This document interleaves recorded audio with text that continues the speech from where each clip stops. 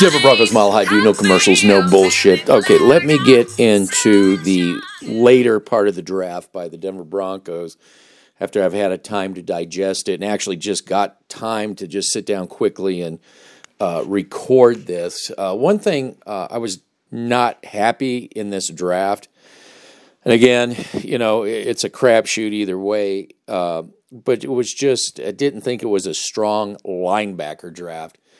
The Denver Broncos really missed a great opportunity, probably because they're still dealing with that Joe Flacco money. They could have gotten Corey Littleton, and there's no way you can bring in a rookie that's going to cover marquee tight ends like Corey Littleton. It just isn't going to happen. And I just felt that this was a very weak draft for linebackers, and I thought that was something that the Broncos definitely needed. Obviously, they need cornerback help, so they got Michael O. Well, my pick last year would have been Greedy Williams, but that would have meant no Drew Lock. Hopefully, I'm wrong on that pick. That's still to be seen. I've turned around quite a bit on Locke, but that's a different story. I want to keep on the defense or this defensive pick, Michael O, and I'm not going to pronounce his last name.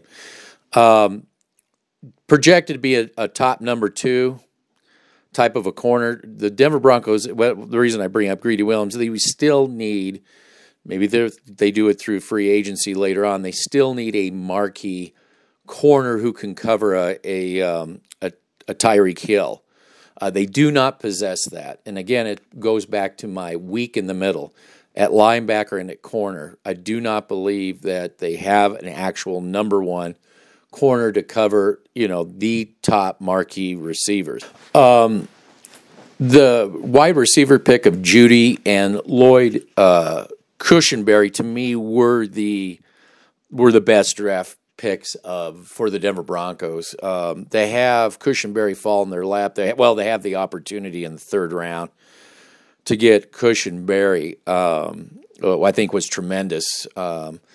Although their rating for picking him was just above average, but I think anytime you can get an LSU offensive lineman of the caliber of Cushenberry, this guy has the potential to be a Pro Bowler. And again, this, in my opinion, was probably that, and obviously Judy were the 2 top picks for the Denver Broncos moving forward. In the 4th round, Albert O, and I'm not going to pronounce his last name either. What it tells me is must be a change in Schumer's offensive philosophy. Maybe Vic Fangio had consulted with Schumer on offensive schemes based on you know coverage and defense, but Schumer was never really a heavy tight end kind of a guy. It's a crapshoot. Again, for me, the draft is just a crapshoot, no matter how you slice it, and I don't get too excited either way. I'm just trying to think what their thinking is that this tight end Albert O, you could substitute him in when they take Noah Fant out.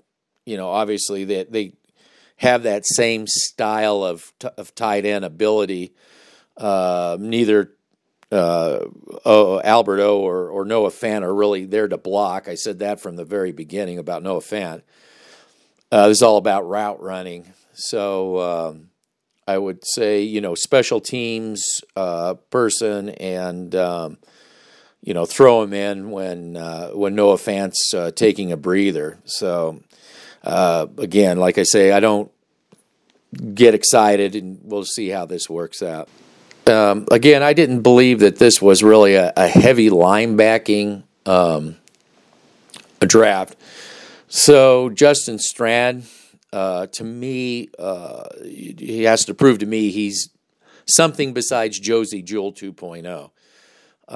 We definitely could have done a lot better in the linebacking than this guy. So, in my opinion, he's got a lot to prove to me. He's not just another Josie Jewell. Obviously, special teams is where he's going to have to really make his mark, as far as I'm concerned. So, it's just another one of these guys. Okay, the offensive lineman out of Fresno State, I don't know, Netane Mutai. Anyway, obviously, if this was free agency, and John Elway did it again, got another injury-prone football player that's going to spend a lot of time in the hot tub, I'm like, here we go again. But this is a draft pick, and again, I don't get excited over draft picks. And, if you want to, and then this is where you do this. If you're going to take a chance on somebody that's injury prone, do it in the draft, okay? Don't do it in free agency. I have no problem if this guy pans out and he gets over his injuries, although it seems like a monumental thing for him not to re-aggravate these injuries. It just seems like really much of a reach. But it's the 6th round. So if this guy does come out, even if he's a high-quality backup, even, coming in as a relief, he could be worth his weight, in that regard. So it's like, we'll see. It's really interesting to me how Denver just loaded up on wide receivers. We'll take Tyree Cleveland as an example. And I just want to throw this out, and how Green Bay, we're not going to touch a wide receiver. It's just really a head-scratcher to me. But anyway, I'm not here to talk about Green Bay's woes. Anyway, Tyree Cleveland is an interesting pick for me. And again, this is the draft. It's whatever. I mean, do we have too many wide receivers? I don't know. Is this, who's going to get, obviously there's going to be wide receivers getting the boot. And is Tyree Cleveland going to be one of them? Does he end up on a practice squad? I don't know. But this guy intrigues me because he could end up being, if he gets developed properly, he could end up being a Rod Smith type of a receiver if he has the mentality for it. I do like the fact that he knows how to block. He can run a route, and he knows how to block. He just needs, it seems to me, is coaching. He's got 4.4 speed, so it's not the Tyreek Hill, but I mean he's definitely not slow. I mean he's not geriatric or something like that. But this could be again special teams player that comes in, and then it's part of the relief package. The rotation package, just keep chucking the ball, I guess, is obviously Schumer likes to pass, so you're obviously going to see this. And I'm just wondering what this is going to mean for Philip Lindsay's. It's, when are you going to run the ball, exactly. So interesting times ahead if the Broncos are in the NFL is even able to play or even able to practice. It's this is really turning out to be a real bummer of a year.